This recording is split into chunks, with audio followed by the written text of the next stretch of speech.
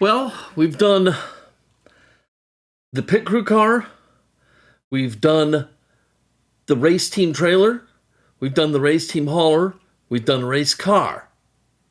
Let's wrap up the series. Don't go away.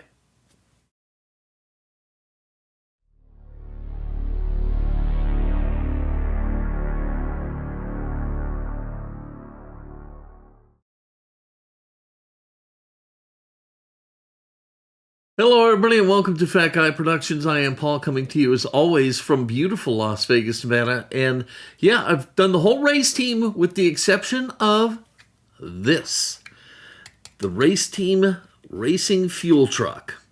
So I've got one here. Let's get to work. All right, like pretty much all of the race team cars, we've got a heavyweight here. It's got the same kind of base, the dual rear wheels, and all that. And one of the things about this tanker is plastic. It's got the plastic tanker part.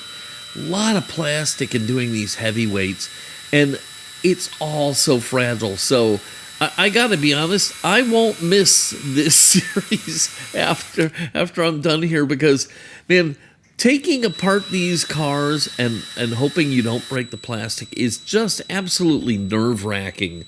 But you know, it comes apart the same way. We drill out the mushroom head of the post, and with a little persuasion, we go ahead and get the casting apart. So we've got the base, and like I said, you know, pretty standard stuff for the heavyweights with the dual rear wheels, which are just cap style wheels. So we put that aside, and then we've got interior, we've got glass, and then attached to the metal body, we have a two-part tanker shell, and it's just horrific to work with. I can't tell you enough, because if you break it, you're really done like dinner, you know.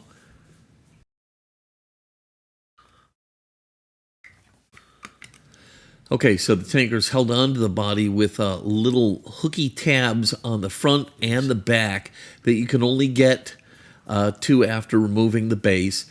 And I'm just using a little bit of a persuader to push the hooks out of the way ever so gently, because man, you do not want to break your hooks. You can always glue this on, but I'm not a fan of that. You know, I want to put it back together the way it should be put back together. So this is always just, I'm sweating bullets during this stuff, but I do get the tanker part off. The next thing we're going to have to deal with on the tanker part is getting the two halves separated so that I can paint them individually, but we'll cross that bridge in a bit here.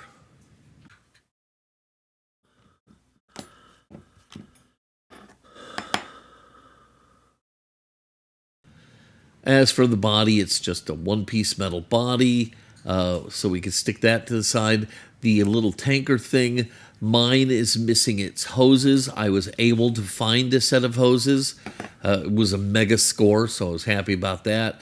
It's got stickers on it and stuff like that, but you know, we'll put that aside for right now, and we'll go ahead and finish doing our work with the body itself. That means I've got to drill out the posts, get them ready to take a screw, and we got to get this thing into some stripper.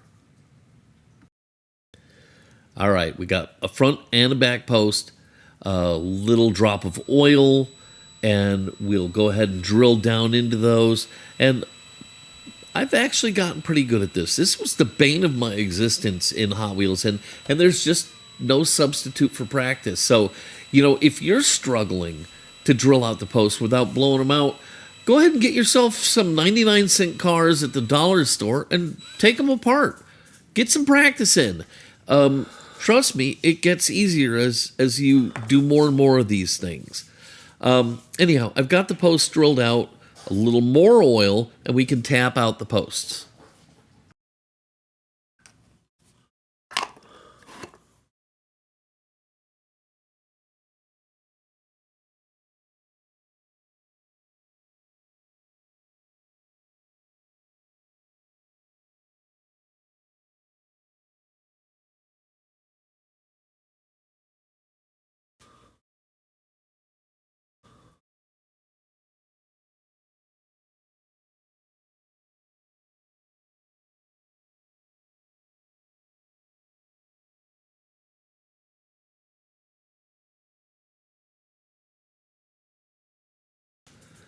So I do run screws in before I drop the casting into the stripper.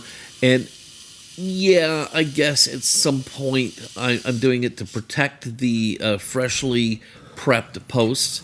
But really, I just want to know that everything is right and ready to go. So, I want to get the screw in there and make sure it goes in deep enough, and it's all going to be okay before I get the paint. So anyhow, I'm happy with everything. Into the stripper it goes.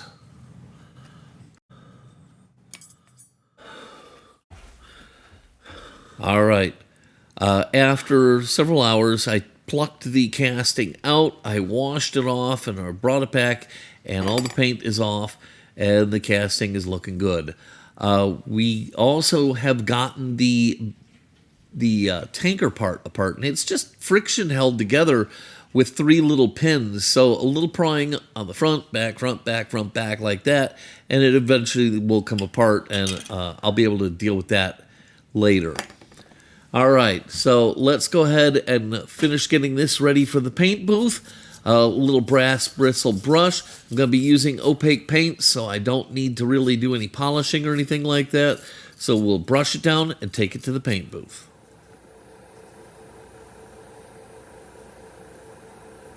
All right, so over at the paint booth, I gave everything a coat of Tamiya Fine White Primer, the same as I've done with all the castings I did for this series. And now I'm laying on some opaque white paint from the Redline shop. And that includes the body, in this case, the body, and both halves of the tanker shell, which I'm doing in parts, okay? Because, I have to get the hoses in there, and it's just easier to get a clean paint job rather than trying to do it together. So we're going to lay on the paint and get this all beautiful and glossy white, and then we can go ahead and move on.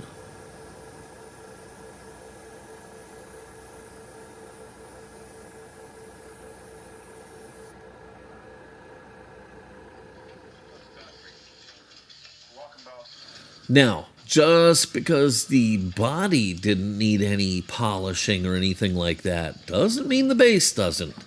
So we've got my rotary tool out, and we've got the base, and we're going to give it a little TLC. Now, I've been telling you that lately I've been using the little Scotch-Brite pad wheel on my rotary tool, and that allows me to get a pretty nice shine. I'm using the mildest one, and I'm getting a really nice shine on the base using that first.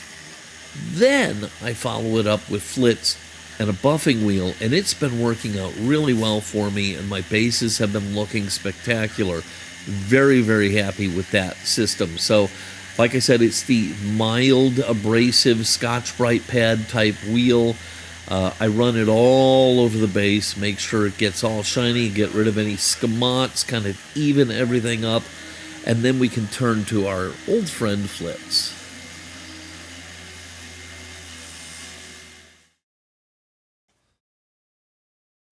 All right, so we've got this all done. I'm going to chuck up a brand new polishing wheel. Now, I love these polishing wheels. They look like dandelions. And actually, when you first use them, they shed like a dandelion, like blowing in the wind. If you want some of these, you can find them by going to my Amazon shop. I've got them listed there, and I really love these things. They're better than the average polishing wheel, in my opinion. So anyhow, we break out the Flitz, we squeeze it onto the base, then we kind of smear it around using the little dandelion, and then we get to polishing.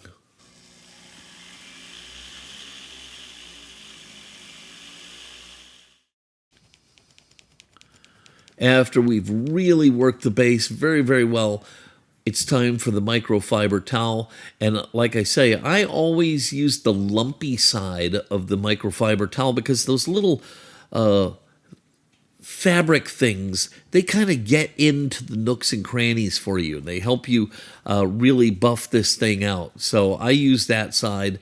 I come at it from different angles and using different techniques, different fingers. Sometimes I lay the cloth out on the table and roll the car back and forth over the top of it.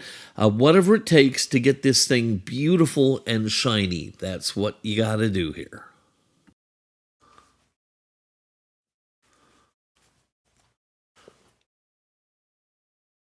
And if you've been watching for any length of time, you know what's next. It's the Renaissance wax.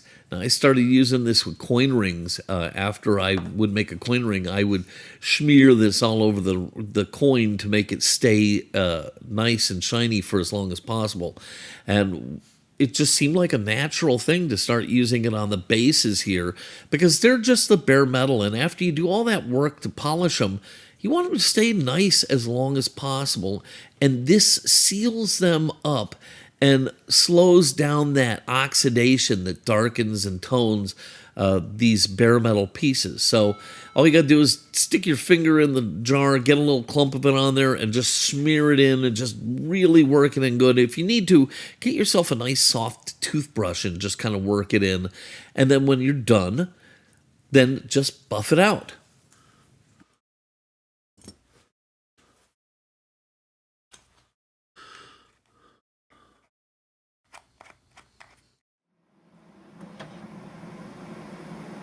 All right, it's decal time. So I did do all my artwork in Adobe Illustrator, and I'm printing it out onto some water slide decal paper using my iColor printer, and I'm gonna get my nice fuel tanker decals here. Once I get them and make sure they're right, then we can head over to the desk and get these things cut out, and they look fantastic.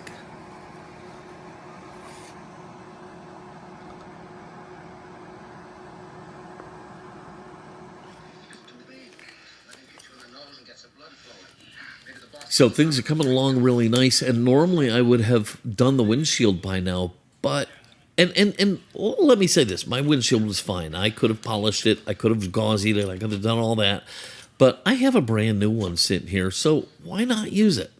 That's my theory. So I've got this. I'm going to open it up, make sure it's in good shape, because if not, I want to get it into the gauzy and get it drying so I don't get held up at the end of the project. But it looks really fantastic, so we're going to use that. We're going to just get it to the side, and then we can keep going.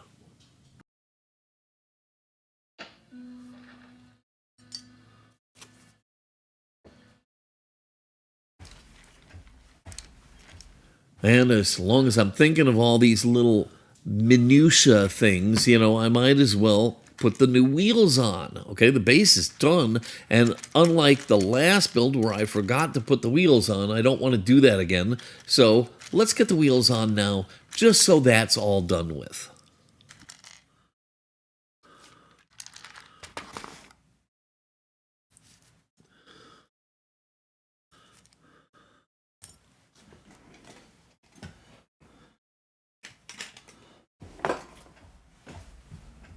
This tanker just needs 4 cap style wheels, medium size. I'm using deep dish chromes.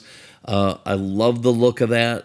So we're going to get these old ones off of here and then snap on the new ones. And this is going to look snazzy.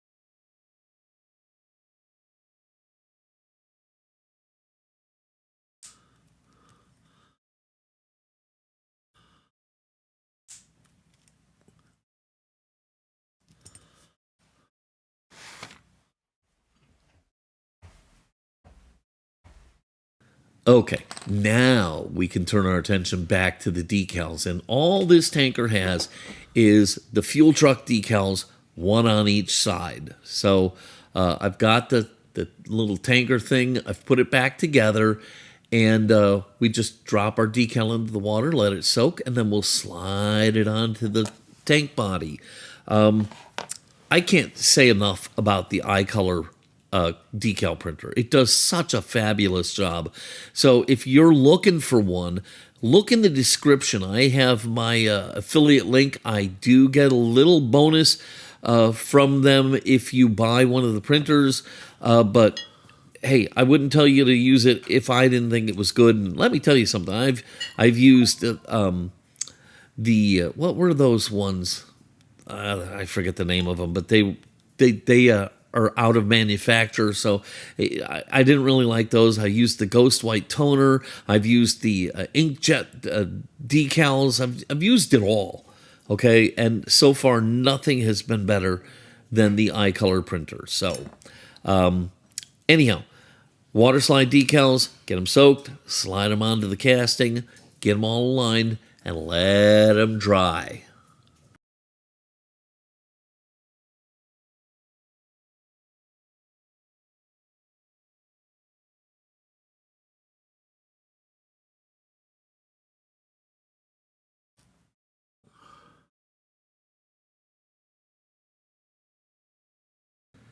All right, the decals are on and dried. We're back at the paint booth, and we are going to put clear coat on the body and over the tank and seal up those decals and give this entire casting the amazing gloss finish that all the other parts have. So it's going to look great.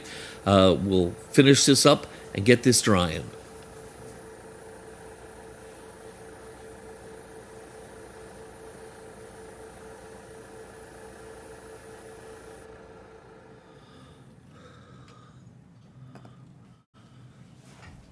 Now, I had to make sure that the tank part was really dry, because after the clear coat, it needs a little bit of paint job. It gets a blue paint job on the very top of the tank, on like the little catwalk thing. So we've got to get this all masked off, which is why I really got to make sure this is thoroughly dry. Otherwise, the tape can damage your finish, and that is no good. No bueno. So we left this to dry a long time. Now we can go ahead and apply the masking tape, get this all masked off, and then we'll take it to the paint booth, and we're just going to spray on a little flat blue.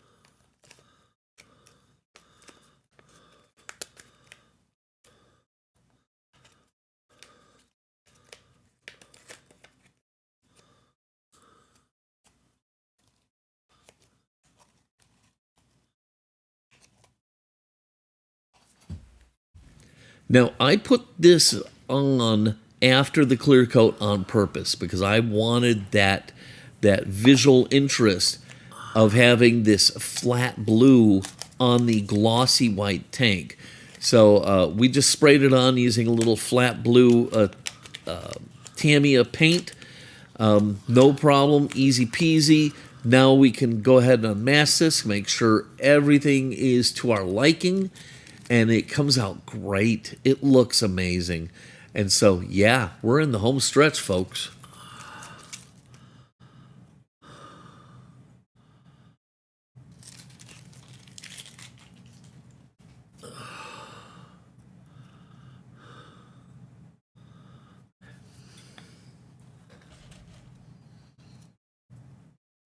All right, now I told you I had the tanker back together, and I did, but I popped it apart again because I have to fish the little fuel hoses in here. So I took it apart, and I'm putting it together just enough so that I can put the hoses into the proper place, and then I'll squeeze it shut the rest of the way.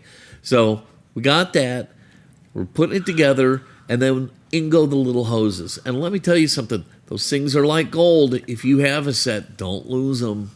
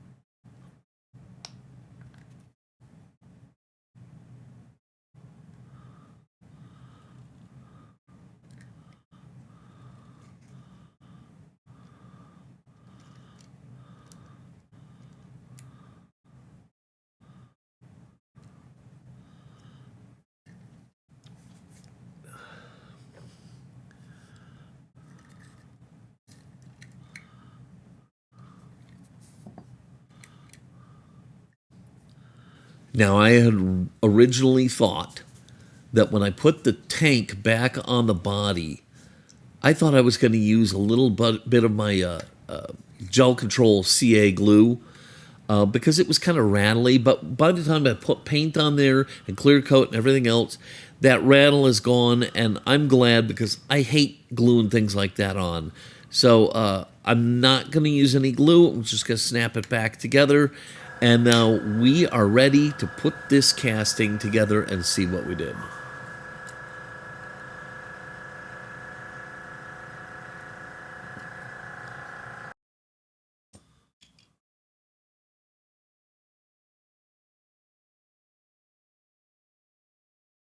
All right, in goes the windshield. Then we go ahead and pop in the interior. We already have the base of the tank body onto the frame of the body of the casting. What did I say that terrible? It sounded like a goon or something like that. Anyhow, you get what I'm trying to say. All right, so like I said, we got those two pieces together. We put in the interior, we put in the glass, and then we can go ahead and drop the base on, screw this thing together. We are done, and we can take a look not only at this finished product, but the race team as a whole.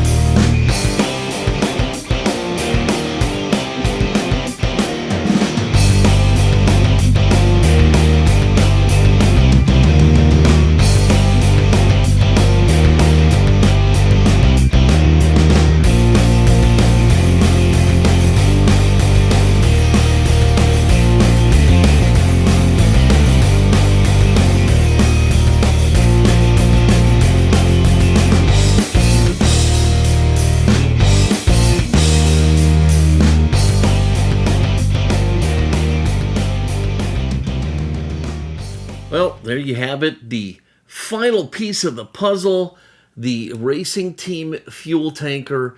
I think it came out fantastic, especially these little fuel hoses that come out the back. Those are not easy to get a hold of. If you got a pair, hold on to them like gold because they're hard to find. But this came out fantastic, and it really set off the entire set as you saw in the glamour shots. I really hope you liked this series. If you did, please give it a giant thumbs up. Click subscribe, and don't forget to click the notification bell so you never miss one of my videos. As always, if you have any questions or comments, put them down below. I love to hear from you guys. All right, I'm going to wrap things up. I hope the rest of your day is just glorious and filled with exciting, fun new things. Until next time, this is Paul from Fat Guy Productions saying, be good.